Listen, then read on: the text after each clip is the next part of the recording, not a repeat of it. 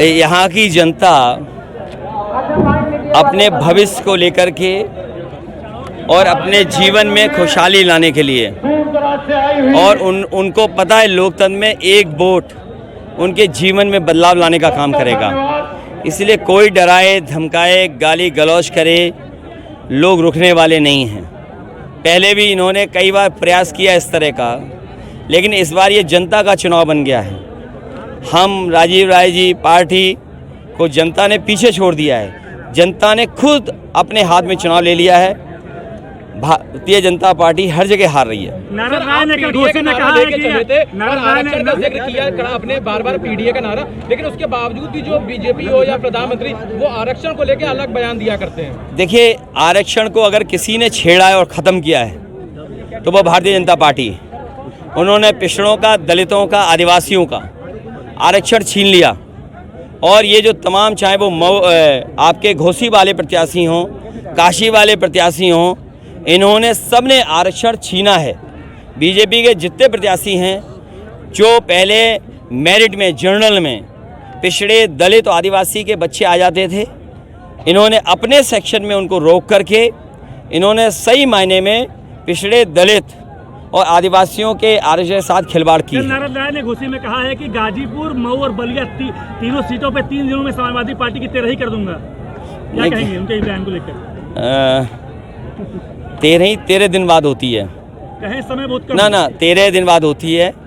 जिस दिन स्टेटमेंट दिया है उसके 13 दिन बाद देखना किसकी 13वीं होती है। किसको गाली दे रहे हैं? ये गालीबाजों की लोकतंत्र में कहीं जगह नहीं है। जनता अपना वोट अपने विवेक से, अपनी समझ से डालेगा।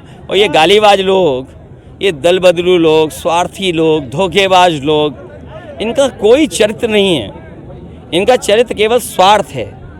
और कभी आपके साथ, फिर हमारे साथ, फिर उनके साथ, फिर उनके साथ भी नहीं। मैं आपसे कह रहा हूँ, इंडिया गठबंधन की सरकार बनेगी, आप देखोगे सबसे पहले कौन भागेगा? कौन भागेगा? आप लोग लेंगे हम प्रकाश आगर को? नहीं, हम तो नहीं लेंगे, लेकिन वो प्रयास तो करेंगे भागने का। ये स्वार्थी लोग हैं। इस बार जनता ने मन बना लिया है, कैसे कोई भी स्वार्थी लोगों को मौका नहीं मिलने जा रहा है। योगी जी कह रहे हैं कि आरक्षण इंडिया गठबंधन समाप्त करने वाला है और धर्म के आधार पे मुस्लिमों को देगा। मैं अपने समझदार पत्रकार साथियों से कहूँगा कि जो अब आरक्षण व्यवस्था है, जो बीजेपी की सरकार में आरक्षण व्यवस्था लागू हुई है, उसमें पिछड़े, दलित, आदिवासियों का आरक्षण उन्होंने छीना है। और जो 50% स्लॉट है जिसमें अगड़े EWS हैं, तो अगर हम EWS को निकाल दें, जो 40% का ब्लॉक है उसमें धर्म है, तो आप सोचिए अगर 40% जो ऊपर वाला आरक्षण है, अगर पहले वाली आरक्षण व्यवस्था होती तो इसमें पिछड़े, दलित और आदिवासियों के बच्चे भी आते। उनको अपनी सीमा में रोक दिया है। तो आप बताइए, धर्म के आधार पर आरक्षण किसने किसको ज़्यादा दिया है? तो ये बीजेपी ने जो ये व्यवस्था लगाई है, सही मायने में पिछड़े, दलित, आदिवासियों का आरक्षण छीना है। और धर्म के आधार पे जो लोग मेरिट में आएंगे उन्हें ज़्यादा आरक्षण मिला है।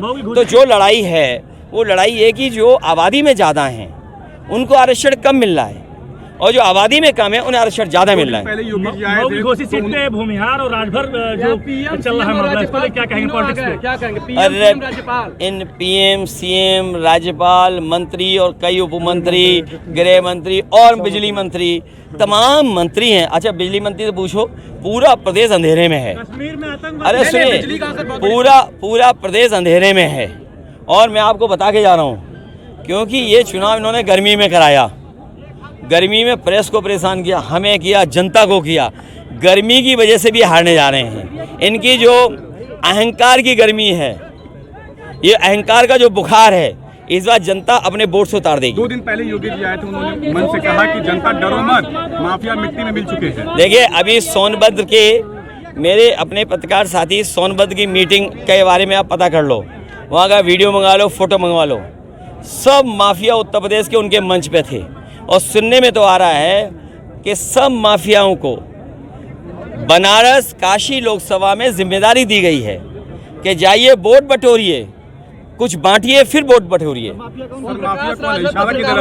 आपको सब पता है। मैं फिर कहता हूँ कि सरकार को एक लंबी सूची जारी करनी चाहिए माफियाओं की।